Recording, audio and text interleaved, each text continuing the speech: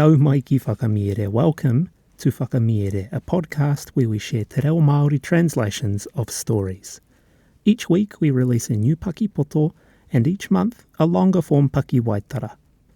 Today's Paki Poto is The Woman and the Hen by Aesop. Kia are mai ngā taringa. Whakarongo mai. Te Wahine me te Heihei, nā Aesop. He Heihei tā tētahi wahine ka whakatupu i ngā hēki i Iarangi.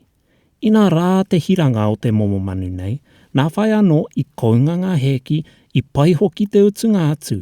I toko ake te whakaaru i te wahine, ina tauruatia ngā kai ka whāngai atu ki te Heihei, aini pia te manuna e whakatupu i ngā hēki e rua i Iara, kei kotahi anake. Nā reira, ka tauruatia ngā kai. Nā wai, ka meti pai te Heihei, ka mutu katoa te whakatupu hēki.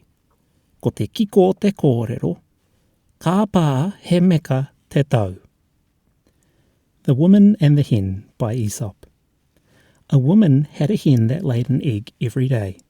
The fowl was of a superior breed, and the eggs were very fine and sold for a good price.